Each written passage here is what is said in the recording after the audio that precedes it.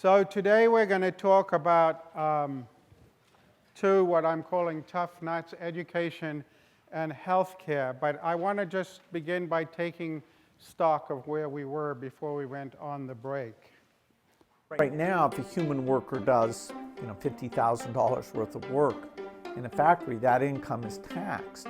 If a robot comes in to do the same thing, you'd think that we'd tax the robot at a similar level.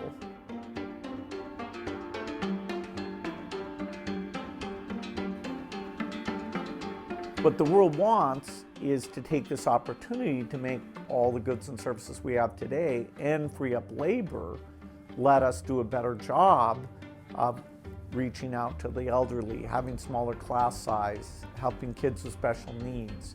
All of those are things where human empathy and understanding are still very, very unique, and we still deal with an immense shortage of people to help out there.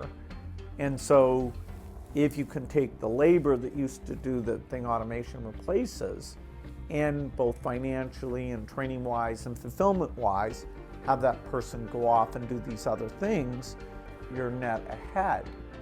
But you can't just give up that income tax because that's part of how you've been funding that level of human workers.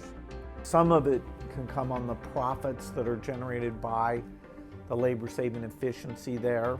Some of it can come directly in some type of robot tax. I don't think the robot companies are going to be outraged that there might be a tax. It's okay.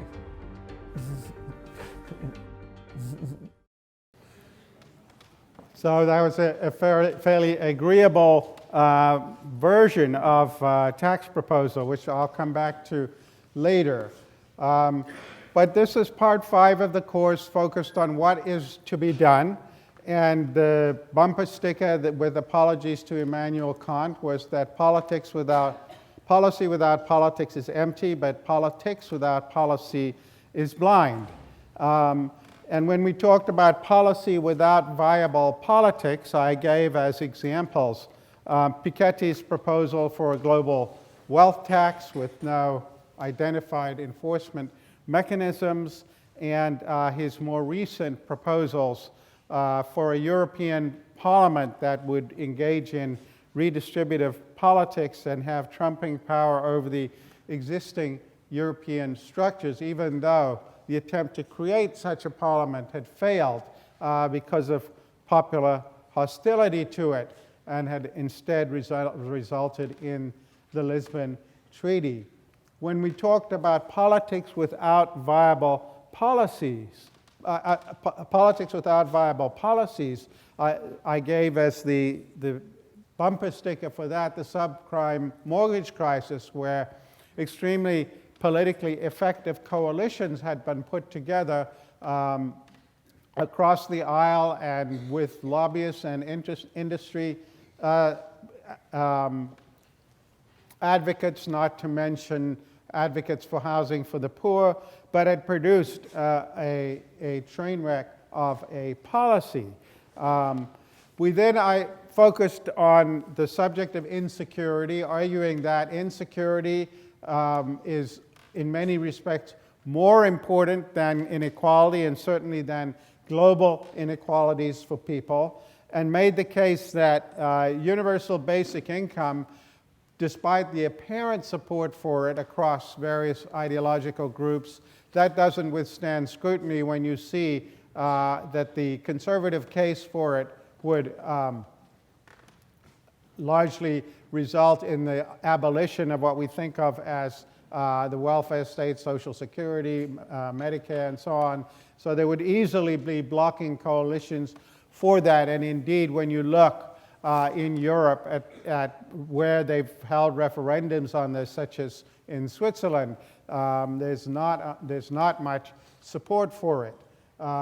We talked some about minimum wage and the difficulties of that, particularly the race to the bottom or the race out of the country problem that accompanies minimum wage politics, and instead argued for an expanded earned income tax credit, which goes back to the Nixon administration's notion of a negative income tax and could become the basis for a more effective wage subsidy, and has been greatly expanded in recent decades under Republican and Democrat administrations. And there are also state-based earned income tax credits, which have the advantage of creating a kind of race to the top incentive in that they become magnets. States can make themselves magnets for employment because of the employment subsidy. Economists will still complain that this distorts labor markets, which it does, but any policy that attempts to affect employment at some level is going to affect labor markets, and we argue that this is a better way to do it. We then went on to the idea of universal adjustment assistance, and I worked through the sort of tragic history of trade adjustment insurance, adjustment assistance, where labor had initially supported it as a quid pro quo for the 1962 Trade Act, which reduced tariffs, but then it was largely not implemented by the Johnson administration that came into office in 1963. Nothing was paid out, in fact, over the next decade, and by the time business got around to supporting it, labor had bailed out, and it had garnered a lot of opposition because by only supporting people who lose their jobs from trade, this seemed arbitrary from the point of view of people who lost their jobs for other reasons. And indeed, when the Reagan administration effectively killed off the program, they made that same argument. So it was made both on the left and the right. And we argue, particularly given the sort of dynamic that Bill Gates is referring to, their jobs growing in any case increasingly to technology rather than to trade, there should be a Danish-style, much more universal system of adjustment assistance that would provide for relocation, for retraining across a lifetime. And when we think about how might that sort of adjustment assistance be funded, as Gates perhaps is a little naive to think corporations will not abolish it, but in fact this is in the interest of business, because one thing that economists will say, but is not obvious to lay people, is that public education of any sort is actually a subsidy to business. It's a government subsidy to business by creating trained workers that businesses can then hire. And so government subsidies of retraining programs, again, is at the end of the day a subsidy to business. And we make the case in my forthcoming book with Michael Gratz that business leaders should be getting behind doing what Gates is doing there, getting behind such proposals, because they will, it's sort of, if you like, Tocqueville's self-interest rightly understood. It really is in business's interest to support the creation of a perpetually re-educable workforce that's going to be flexible in the ways that are going to be required by the demands of the 21st century. So today's agenda is to talk about two other challenges, K through 12 education and universal health insurance. And they're very vexed subjects in America, and they're vexed subjects partly because there are two other features of the American political order which make it extremely difficult to enact a lot of social policies, and these are worse here, or more challenging here, than in many other countries. The first is fiscal federalism. We've referred to this earlier in the course, you might recall, when I talked about the deinstitutionalization of psychiatric patients in connection with rising prison populations, and that with the discovery of antidepressants and psychotropic drugs to repress things like schizophrenia, when in the 1960s and 70s, this led to many people who had previously lived in their whole lives in psychiatric hospitals to be released. But it was also a time of great fiscal crisis in many of the states, and so those savings were put to the bottom line of state budgets, and instead those people wound up in America's cities where there were no resources for them, and consequently many of them then wound up back in the prison system.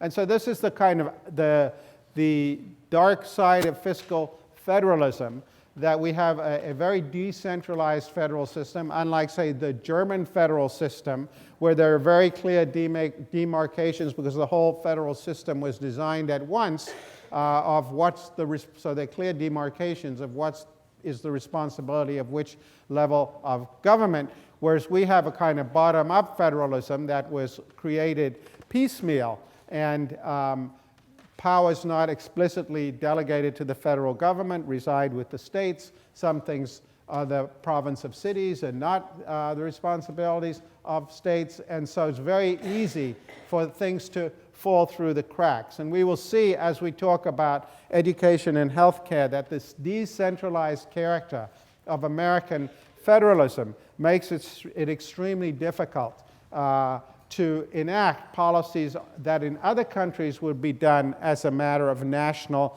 policy, or what we would call federal policy here. The other is that the American system is much more subject to what some social scientists refer to as path dependence. And the idea of path dependence is, as the name implies, as you start heading down one path, and maybe you take a left fork, then you're confronted with some other forks, but you no longer have the option of the right fork you would have taken, perhaps if you'd seen later on what were the consequences of going on the left fork. And so this is the idea of path dependence. Things that are done earlier shape the choices of things that are coming later. Now, if you have a very centralized political system, that may not matter very much. So say in Britain, where they have strong parties, I'll talk more about that on Thursday, they can do things like nationalize and denationalize and renationalize British Rail. It's relatively simple because most political power resides in the House of Commons. So they can make decisions that are decisive, and they can if the incentives change or new information arises, they can make a different policy. Our system is designed to be extremely difficult to change.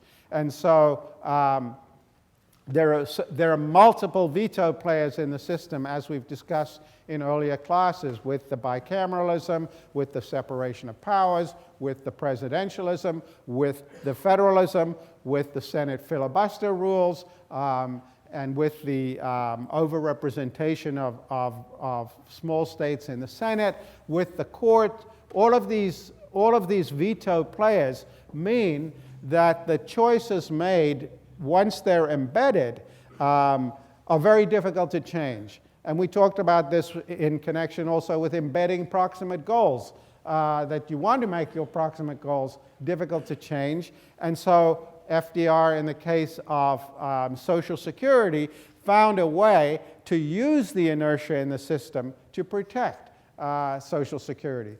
But the inertia is there, and it means that path dependence is a much bigger deal in the US system than in other systems. And so as we go through these two examples of K-12 education and healthcare, you're going to see the fiscal federalism and the inertia that privileges path dependent popping up again and again and again, and creating substantially bigger challenges for these sorts of policies in the US than we see elsewhere.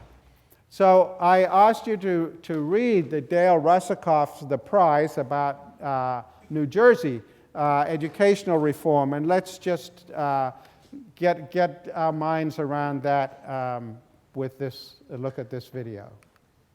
Republican Governor Chris Christie, Democratic Mayor of Newark Cory Booker, and the founder of Facebook, Mark Zuckerberg, are putting politics aside to help turn around the failing public schools in Newark, New Jersey. This is the first time all three of you have really come together to talk about this big idea.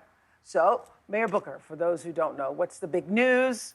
Well, we've been talking for quite some time about creating a bold new paradigm for educational excellence in the country to show the way, to put the people of the city of Newark really in the driver's seat and the focal point, and to work to get all the assets and resources we need to give to them to succeed.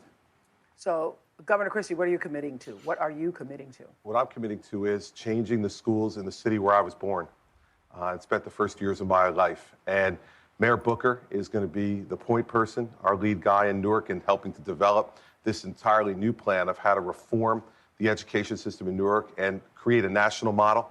I'm empowering him to do that. I'm in charge of the public schools in the city of Newark as governor. I'm going to empower Mayor Booker to develop that plan and to implement it with a superintendent of schools that we're going to pick together. I think that is so fantastic. I think that is so fantastic. In this age of red states and blue states and everybody being so partisan about everything, the fact that you all would come together, did that ever enter into it, the politics, that you're a Republican and he's a Democrat? No, it's about the children. I mean, you go to Newark.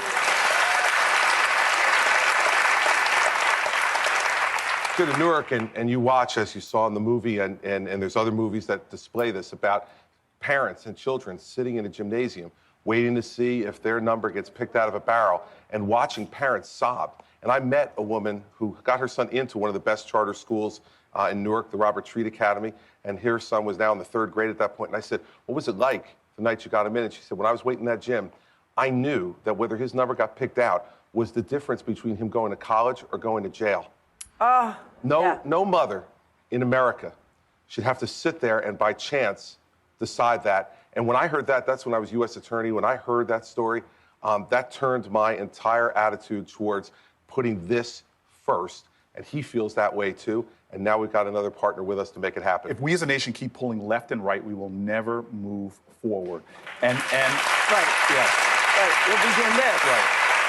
And most of us understand that. Yes. Most of us understand that. So, Mr. Zuckerberg, what role are you playing in all of this? Are the rumors true? Will there be a check offered at some point? Yes. Well, yeah, I've committed to starting the Startup Education Foundation, whose first project will be a $100 million challenge grant. $100 million.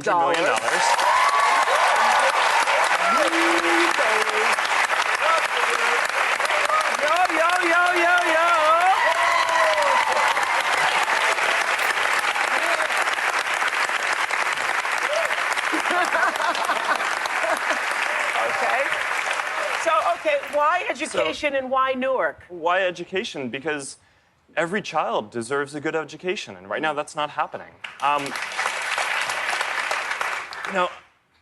I've had a lot of opportunities in my life, and a lot of that comes from having gone to really good schools, and I just want to do what I can to make sure that everyone has those same opportunities. And why Newark, though? Because, what's your relationship with Newark? Well, Newark is really just because I believe in these guys, right?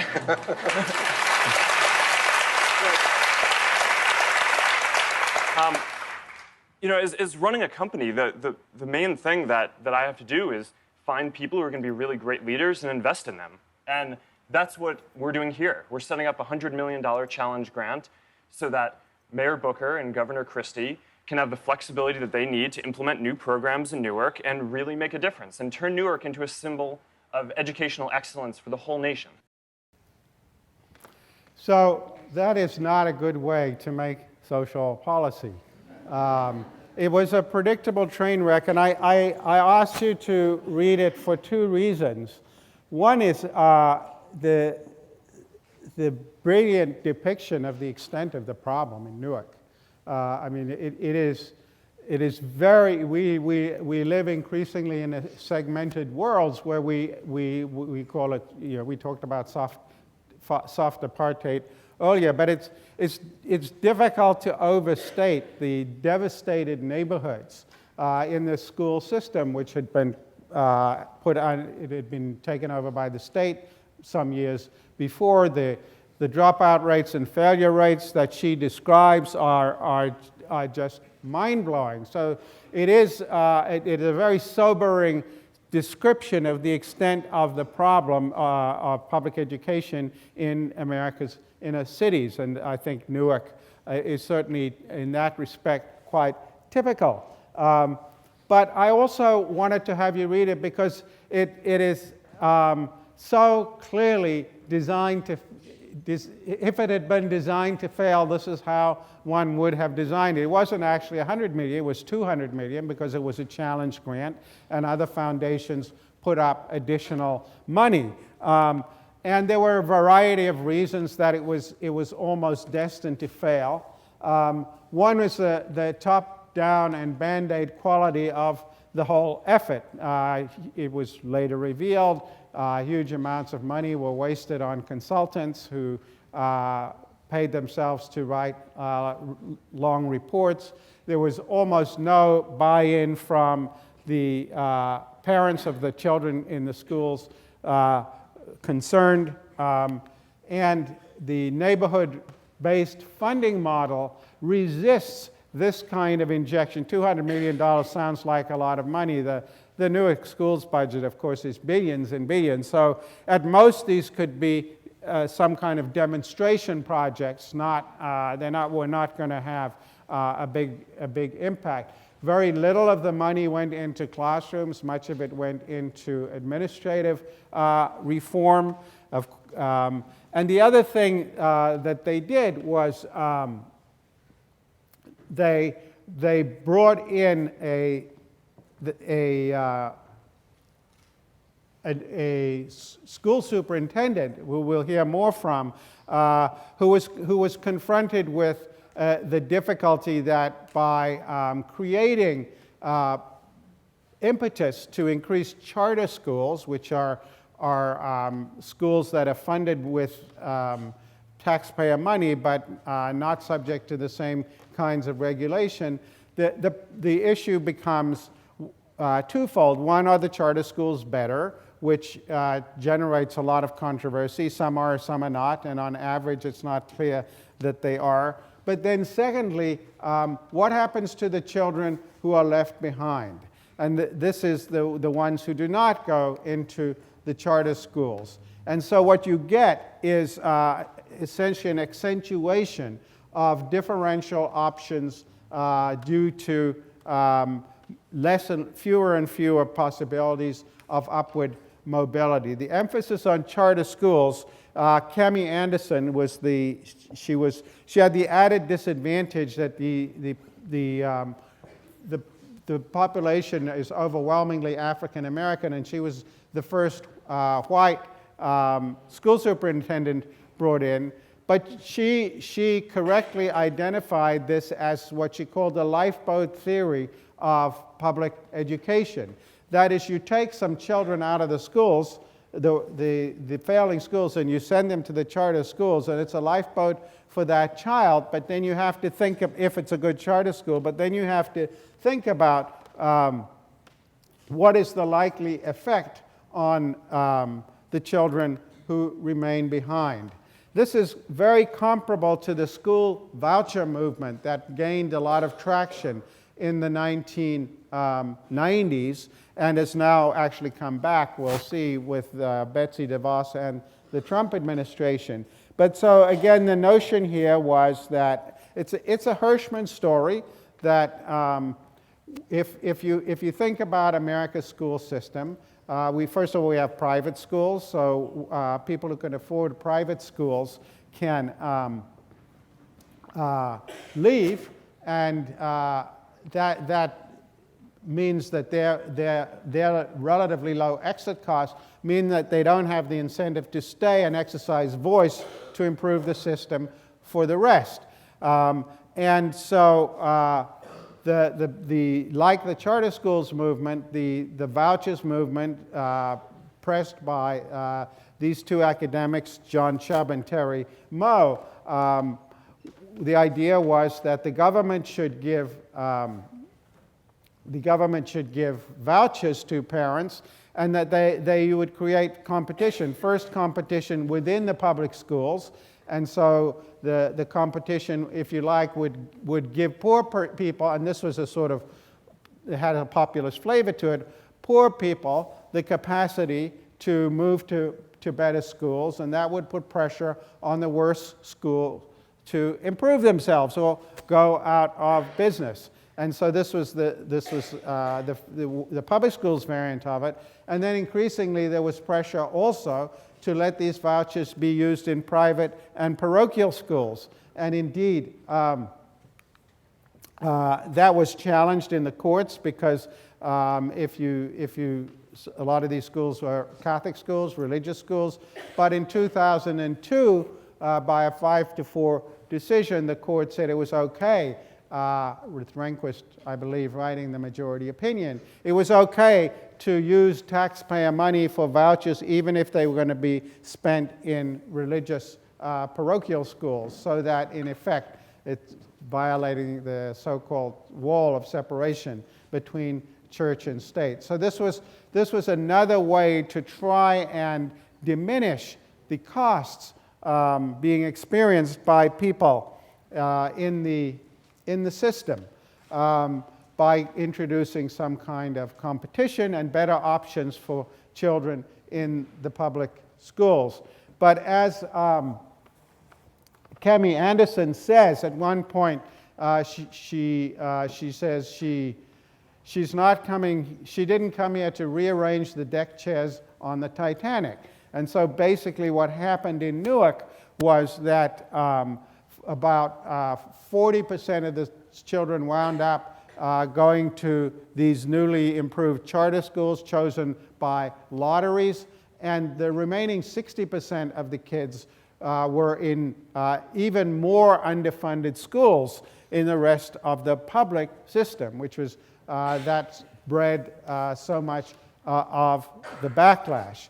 And what we have seen in the wake of the failure of that initiative is quite a substantial backlash against the school reform movement, both backlash against charters and against vouchers, both of which predictably are strongly opposed by teachers' unions, and teachers' unions turn out to be one of the few relatively potent union movements left in America. So in Newark in 2014, Ras Baraka became mayor after defeating another pro-charter candidate who went on to become president of the Pro-Charter Democrats for Education Reform, and he was reelected with over 77% of the vote 4 years later. In New York, this was a central plank of de Blasio's victory with 73% of the vote in 2013, a strident anti-charter campaign ushering in an era of feuding with the various proponents, and he was also reelected by a huge majority. Rahm Emanuel in Chicago, longtime former chief of staff of Barack Obama, longtime mayor of Chicago, also has run into massive backlash in Chicago over the Chicago charter schools. 2016, Hillary Clinton, who had also been a longtime advocate of charter schools, was forced to back away and reverse her longstanding support. And indeed, in January of this year, there was a huge teacher strike in Los Angeles. And it was just when the candidates were announcing, or declaring interest in running for president, and all of the wannabe Democratic candidates quickly came out in strong support of this strike, a central pillar of which was to try and stop the expansion of charter schools in Los Angeles. And Cory Booker, who you saw in that video, had actually long been an advocate of charter schools, was very quick to announce his support for that strike. So the fight over vouchers continues. In 2018, the Trump administration cut over $3.5 billion out of the Department of Education's budget, and also devoted $1 billion to be spent on private school vouchers and other school choice programs. So there's an ongoing political battle, but it's extremely difficult to see a path forward for this kind of educational reform, which tends to be piecemeal, city by city, high visibility initiative by high visibility initiative, but doesn't get at the systemic challenges of the decentralized system. By the way, efforts to get reform through the courts of the neighborhood-based funding system have also been rejected by the Supreme Court. So you can't go that route either. And it makes K through 12 education a real challenge, and you can see that it's gotten worse. This is the divergence of educational opportunity over the 40 years up to 2010. You can see, if you look at the top income quartile, the number of children getting college degrees has doubled. But if you go to the next quartile, between 50 and 75%, it's grown. It's also doubled, but to a lower number. But in the bottom two quartiles, there's basically been no expansion of educational opportunity measured as getting a college degree. So no upward mobility for the bottom half of the population, despite the increase in upward mobility for people at the top. So these local efforts largely fail. One counter example to this, by the way, is New Orleans, where after Hurricane Katrina pretty much wiped out the whole school system. They put in a system that is almost exclusively charter schools. And there are, again, contending debates about the merits of these schools. There's, I think, a general perception that they're an improvement. But that is a very unusual situation where you have your entire school system wiped out by an exogenous shock and can redesign from scratch and thereby defy some of the path dependencies that have been built into the system. Now, so this is the sort of pragmatic piecemeal solutions at the local level. We should talk a little bit about what efforts have been made at the national level, where, as in most countries, educational policy is decided. And there have been efforts. Probably the most notable one in recent decades was the 1965 Elementary and Secondary Education Act that was put in place by the Johnson administration. And they were able to do that, first of all, because of the huge landslide that they won in the 1964 elections. And it also gave Johnson his mandate for other elements of the Great Society and the Civil Rights and Voting Rights Acts that we have talked about. He also engaged in very clever coalition-building politics, thinking back to our lecture on building blocks. So, for example, there had long been opposition from groups, parochial groups, Catholics, and so on, for the federal government's giving money to local school districts because it wouldn't benefit Catholic students. And so he instead devised a plan where the money would actually go to the students and not to the schools. And so the argument was that the federal government was not supporting religious schools. This is before the Supreme Court had decided as it had in the voucher cases that would come later. But then secondly, civil rights advocates and advocates of minority groups had also opposed giving money to segregated schools. Because if you gave money to segregated schools, it was federal money to segregated schools was going to reinforce probably or so it was believed, the advantages achieved by children in predominantly white schools. With the Civil Rights Act and the Voting Rights Act passing, but particularly with the Civil Rights Act passing, those urban liberal groups got turned around and now became supporters. So the Johnson administration was a pretty big policy. It was $1 billion, which would be $8 billion today, rising to $4.2 billion later in the decade, which would be $31 billion today, and literally a tenfold increase on what the federal government had been spending a decade earlier. So it was a really substantial federal program. But it soon came under Republican attack by 1968.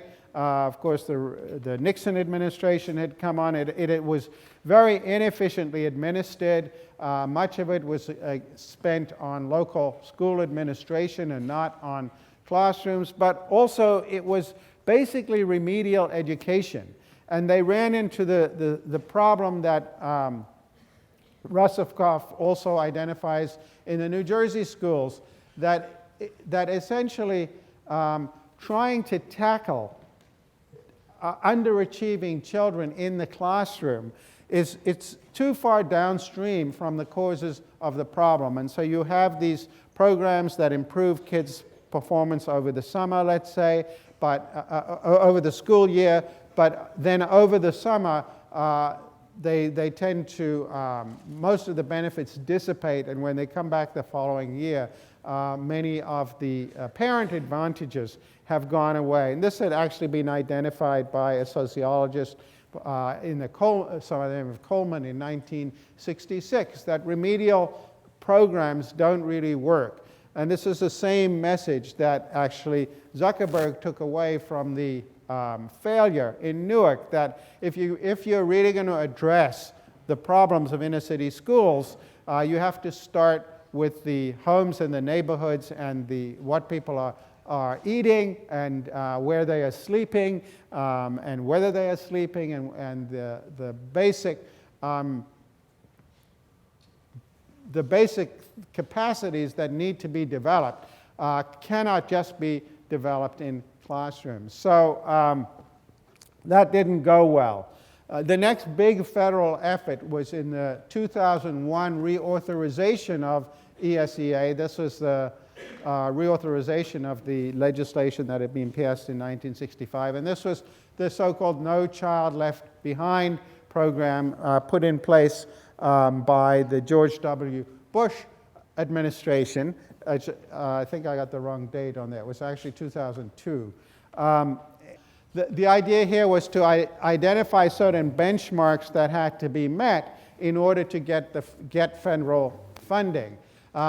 It was largely attacked.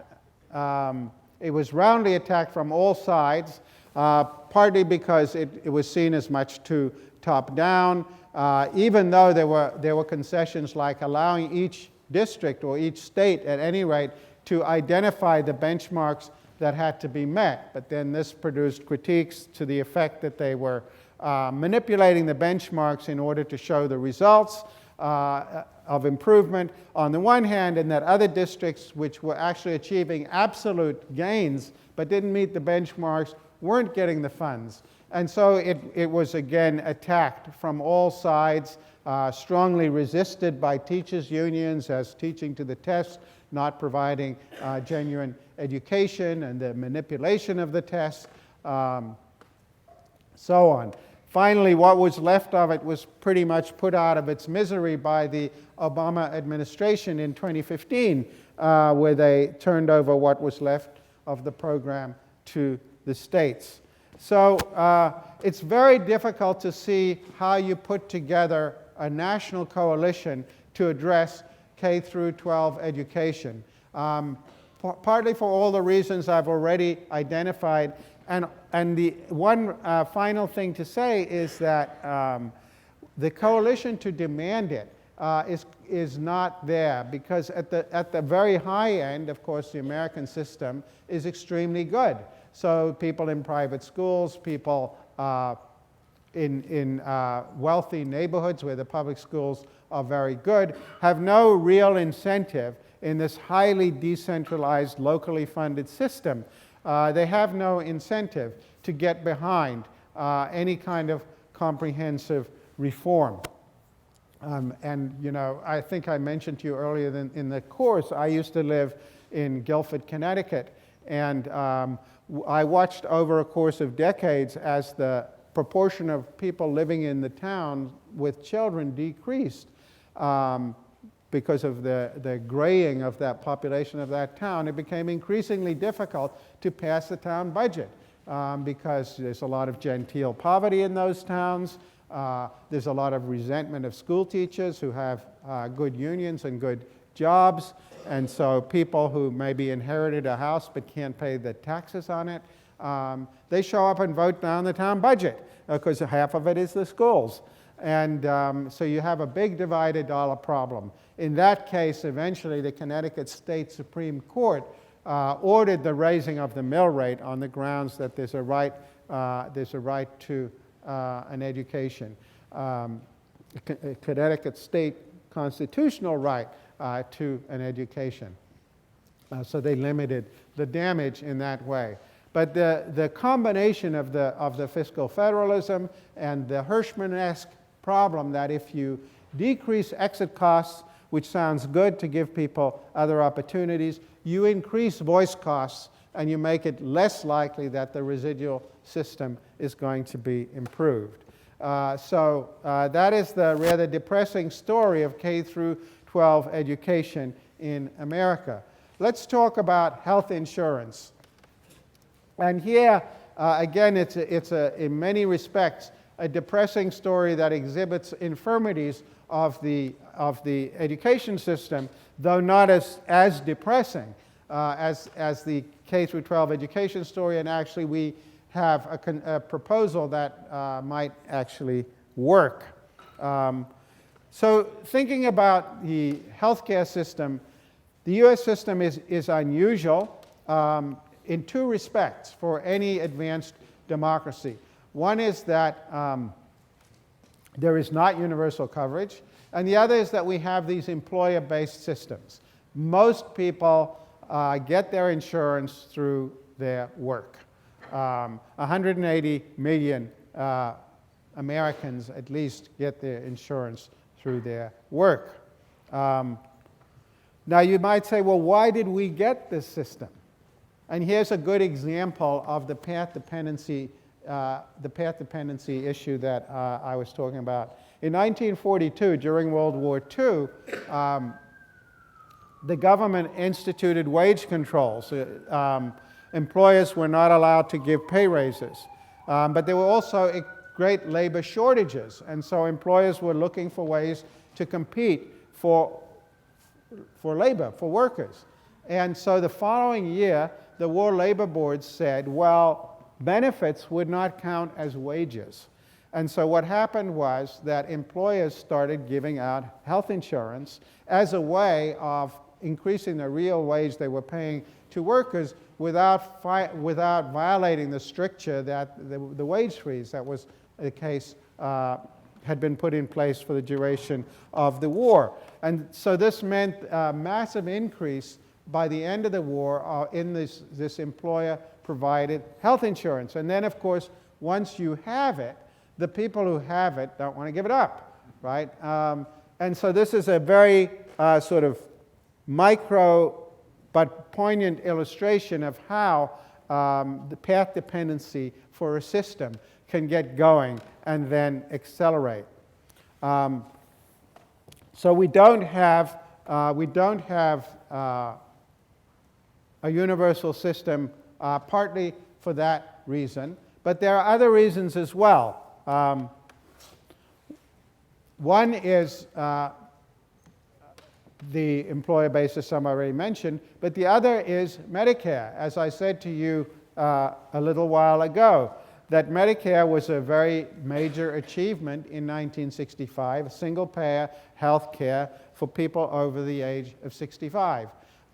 The problem with doing that is that it creates a potential fissure in the coalition of people to demand universal health insurance, because the elderly now have what they need and the employed have what they need. And so those groups of people don't have much of an incentive to support the expansion, particularly if you think about the elderly, because when we look at these democratic plans on offer from the candidates, you know, Elizabeth Warren initially costed her Medicare for All at $20 trillion. Most of the independent evaluations about are closer to double that, and even she is now being forced to walk away from that. But if you think of the available pool of resources for health insurance as finite, expanding the coverage is going to come at probably the cost of coverage for people who already have it. So this patchwork of partial provision makes it harder to generate the demand for a universal system, unlike Britain, for example, which put in a universal system at one fell swoop for everybody in 1947 under the Attlee government. So those are among the obstacles. And then Medicaid is stigmatized as a poor person's program, and so not viewed as a desirable thing for people to want to have. And it's also caught up in fiscal federalism because it's funded with certain amounts of money that come from the federal governments to the states, but then they have to raise the difference in local taxation, and so that creates huge amounts of pressure on the states to limit what Medicaid is going to cover, because particularly in recent decades, as the federal government has reduced what it provides and has gone to systems of block grants, which again are not sensitive to changes in the populations that are actually being served. So that's another set of obstacles. And it's in this context that we have to think about the Obama legislation. And it's much pilloried and it's got many defects to it. But it's worth pausing just to note what it did in fact achieve, given the place we're starting from. It did increase coverage to about 20 million people. There are still about 32 million uninsured and 44 million what are called underinsured. And underinsured people are people who have partial coverage, but the copays or the conditions that are not covered put extreme fiscal financial stress on them. And so if you look at this chart, you can see that the number of uninsured actually came down not insignificantly as a result of the Obama law. And it should also be said that that Obama was the fifth president, the fifth administration since the war to have tried to do universal health care. So many administrations had tried before, and the only success had been the partial creation of Medicare in 1965. So it was not an insubstantial achievement. But the way in which it was enacted tells you a lot about the pathologies of the American political system. And that's what I want to focus the rest of our time on. So if you think about Obama coming into office in January of 2009, and this is one of the top issues on the agenda after Dodd-Frank, this is the number one issue, much to the chagrin of environmentalists who wanted environmental stuff to be the number two issue. But Obama decided universal health care. He had campaigned on it, and he wanted to do it. And so one issue that was central to trying to get this done was controlling costs. Now, medical costs are high for two reasons in America. If you plot the rate of inflation against the rate of medical inflation in the US, what you find is that the rate of medical inflation is sometimes 3 and often at least 2 times as the rate of regular inflation. So medical costs are going up faster than the rate of inflation. You might say, well, why is that? So one reason is the lack of universal coverage itself, because what it means is that people without coverage essentially use emergency room care for their basic medical provisions. And that's about the most expensive possible way to give people health care, because the overhead involved in running an emergency room is enormous. And so that then hospitals tend to pass on those costs to everybody else in the form of higher prices. So that's a big part of the reason that medical inflation is so high. And then a second piece of it is that the cost of drugs to the federal government is extremely expensive, because when Medicare Part D was created by the George W. Bush administration in the early part of the century, this was free prescription drug benefits for seniors, people on Medicare. They forewent the opportunity to negotiate drug prices for the federal government directly with the drug companies. If the federal government's going to be this big purchaser, they obviously have a lot of leverage in price negotiations. But they forewent that opportunity, and you can see in the early years when the Medicare Part D was going through, you can see big increases in lobbying as that bill was going through Congress to stop the proposal that the Democrats were pushing at the time, and even many Republicans, to negotiate drug prices with the pharmaceutical companies. And so when Obama came in 2009, everybody who had studied the problem, all the health policy experts said, you have to deal with the cost question first, because if you're going to expand coverage before you deal with the cost question, then what's going to happen is the sticker shock of this for the American voter is going to be out of sight, and you're going to make the whole program vulnerable.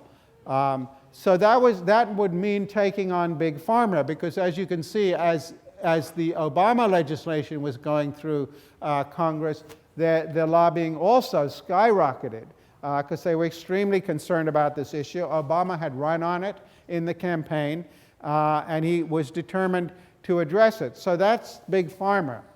But then the other problem they had was that if you create universal coverage, particularly if you do it by including what was called a public option, which meant that for people who couldn't find private insurance, they would be able to buy medical insurance from the government. If they included in a public option, there were seen as several advantages to this. One was it would make sure that everybody would have the possibility of buying insurance, even in communities where there was no other insurers. Secondly, it would force competition into the system, particularly in areas where there was only one private insurer. They would now have to compete with the government, with the public option. And thirdly, and perhaps most importantly, from this perspective of thinking about the pathologies of path dependency in the American system, it would be a path to eventually creating Medicare for all, because more and more people could gradually move into the public option over time if it was providing better coverage. And so it would at least create the possibility of expanding the American system into something more recognizably like what we see in other countries. But adding the public option meant that not only would you have to take on big pharma, you would also have to take on the insurance industries.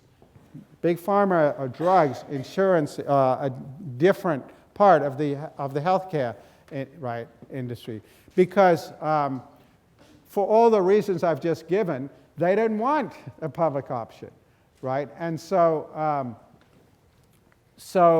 The big debate in the administration, if you read the pop books on the first years of the Obama administration, is so how to square this problem, because if you don't solve the cost problem and you expand the coverage, you're going to get the sticker shock. But if you try to do both of these, you've got to take on two of the most effective lobbying groups in America. And as the lobbying went on, it became clear that, or it became believed in the White House, I don't know if it was clear or not, but it became believed that they couldn't fight both of these battles at once.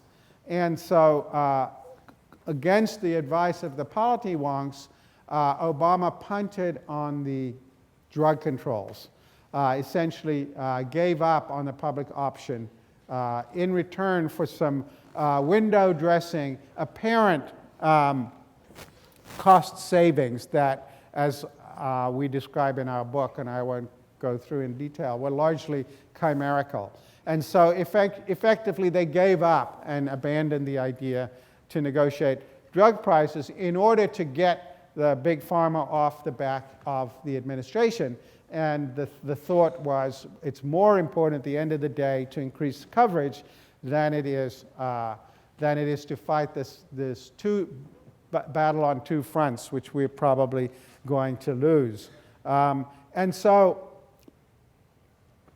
that took Big Pharma out of the picture, and actually they started to support the bill. But the universal coverage problem was a much more difficult one. And here you can see, as Obama is still pressing to try and get the public option adopted. You can hear him making the case. An additional step we can take to keep insurance companies honest is by making a not-for-profit public option available in the insurance exchange.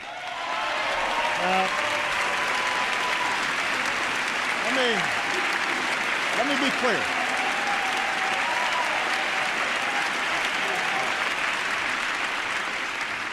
Let me be clear. It would only be an option for those who don't have insurance. No one would be forced to choose it. And it would not impact those of you who already have insurance. In fact, based on Congressional Budget Office estimates, we believe that less than 5% of Americans would sign up. Despite all this, the insurance companies and their allies don't like this idea. They argue that these private companies can't fairly compete with the government. And they'd be right if taxpayers were subsidizing this public insurance option. But they won't be. I've insisted that, like any private insurance company, the public insurance option would have to be self-sufficient and rely on the premiums it collects. But by avoiding some of the overhead that gets eaten up at private companies by profits, and excessive administrative costs, and executive salaries, it could provide a good deal for consumers. It would also keep pressure on private insurers to keep their policies affordable and treat their customers better. It is only one part of my plan, and shouldn't be used as a handy excuse for the usual Washington ideological battles. But I will not back down on the basic principle that if Americans can't find affordable coverage, we will provide you with a choice.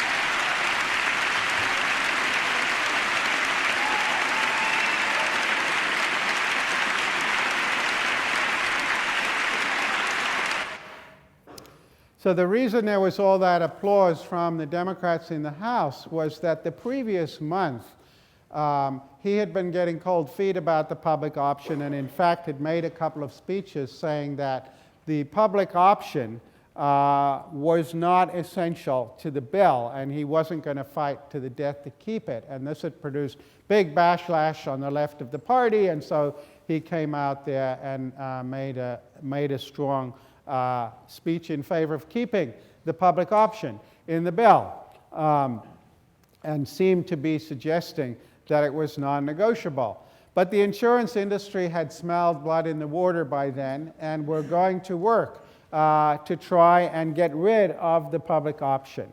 And here again we run into some of the pathologies of the American system. As you all now know, you need 60 votes in the Senate to pass a bill. unless it's budget reconciliation, when you only need 50 votes, as we talked about in the class on taxes. So you needed 60 votes.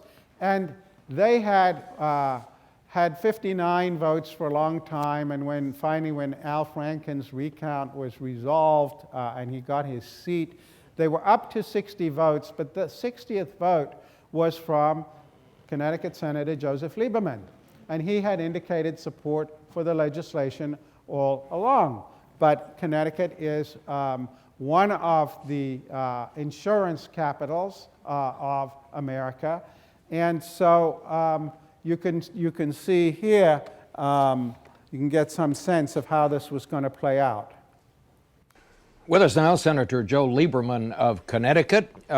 You just heard the White House top advisor on such things saying that it is likely that both the House and Senate will finally come up with some kind of a health care bill that has some sort of public option in it. What's your take? I hope not. In other words, I'm all for health care reform.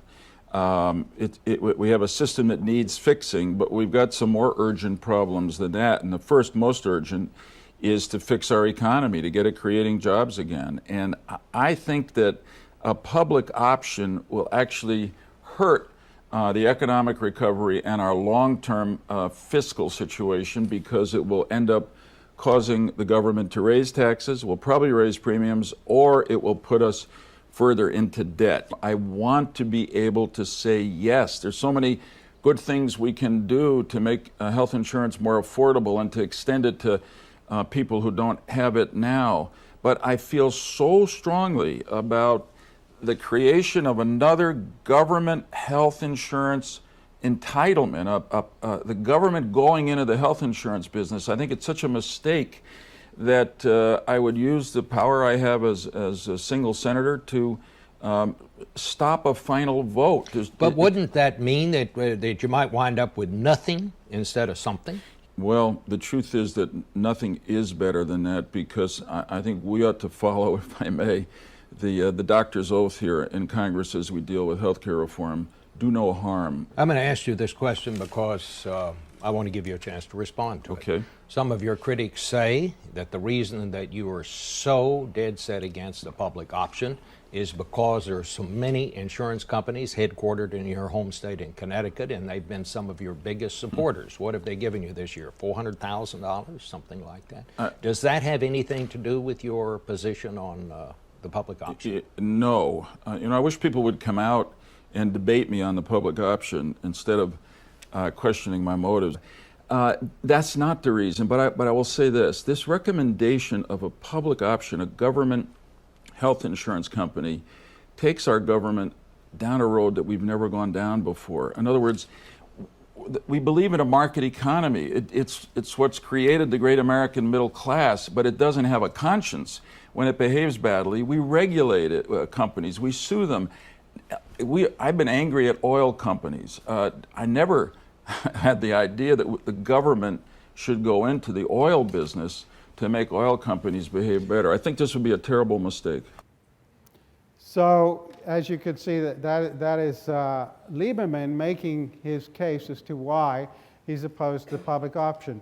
Of course, oil markets are completely unlike health insurance markets, because they're not subject to the problems of adverse selection that we discussed earlier, where the people who if you don't have a universal system, the people that most need the insurance are going to be the ones that the company's going to least want to insure. And so it's not a very convincing argument. However, it was a political winner.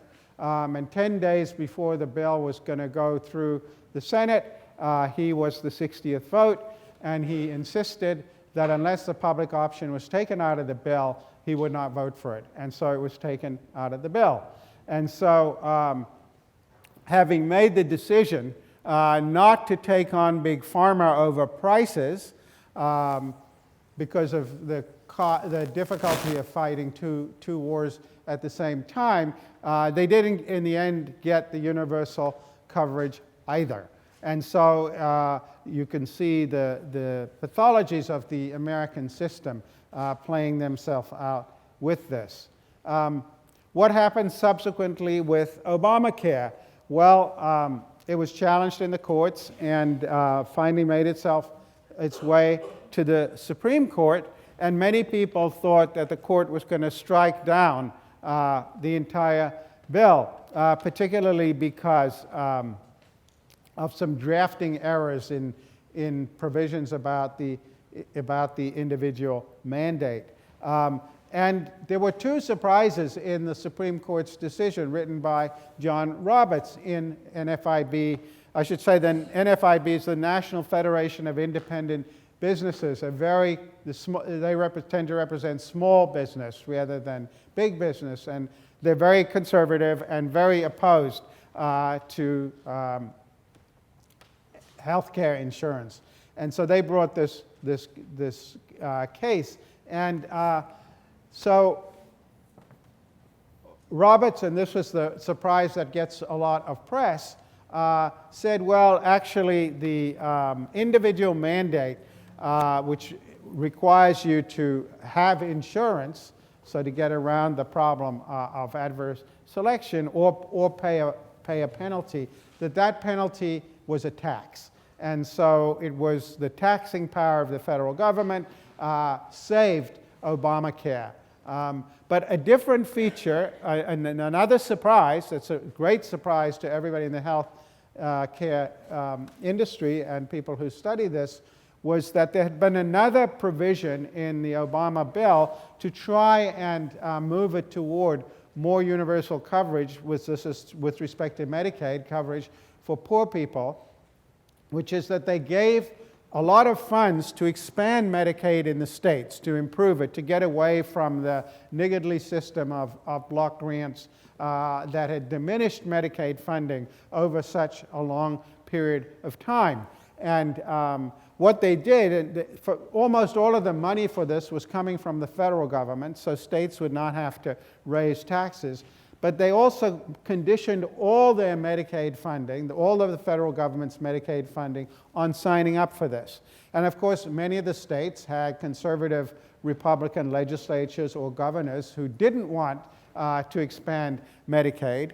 And so they were arguing that this was an unfair coercion. And the court bought this argument.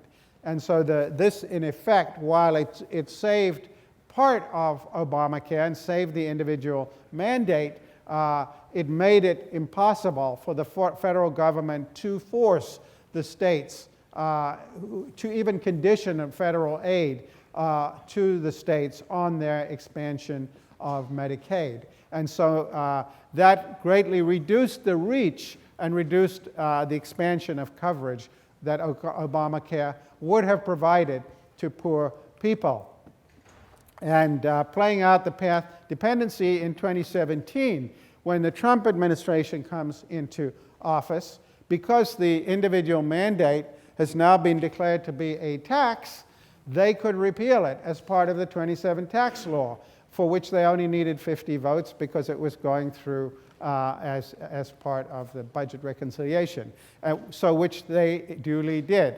And so the individual mandate was taken out of the bill, and that, of course, is the stopgap against the unraveling of insurance markets in the face of the adverse selection problem. And they've also damaged it in other ways that are being fought out in the courts by allowing consortiums of small businesses to club together to buy insurance, which would again enable better-heeled groups to bail out of the system and leaving less well-heeled groups in it. Again, another version of the Hirschman problem. So what might be done? So one argument that we propose in The Wolf at the Door is to think of bottom-up Medicare expansion. And the idea here is the following, that currently most people can cover their children up to age 26 on their health insurance. This is through existing regulation. If you said that people in year one from age 26 to 30 could buy Medicare, this would be quite cheap because it's not young people who get sick, it's old people who get sick, right? And so you could move towards Medicare for all step by step. But if you started with the younger people and then they could keep it as they grew older, it would take a generation to achieve that gain. But eventually, you would be getting there. And it secondly takes account one of the problems, one of the things that all of the Democratic candidates are running into or certainly the ones on the left of the party, is that most people, it's said over and over again, 180 million people have health insurance from their employers and they're satisfied with it. But two things are happening over time. One is they're getting less satisfied with it because the cost to employers are going up, and so they're getting less and less generous plans, or they're just as at Yale now you can get the health plan or you can get Aetna and then you can get a more expensive Aetna, and they're creating tiered systems.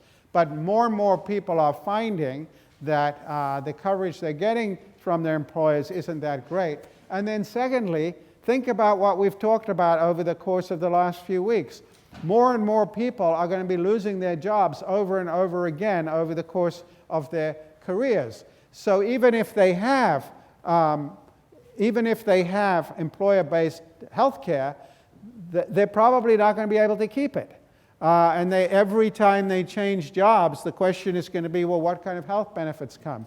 And so many of those people who might today not think there's anything wrong with their health insurance that the government should be fixing, might start to have a very different view over time, given the fiscal pressures on firms to reduce these costs and the fact that people are going to be changing employment and might have to go from a job that has coverage to a job that hasn't got coverage, or at least might have no coverage while they're looking for another job.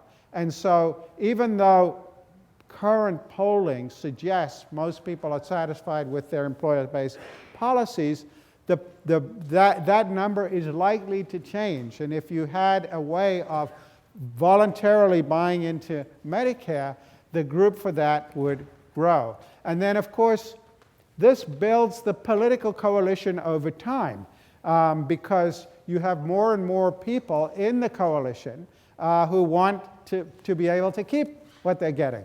And so this is the kind of policy that we argue can work its way through our building blocks of distributive politics and actually become a credible a viable political path to a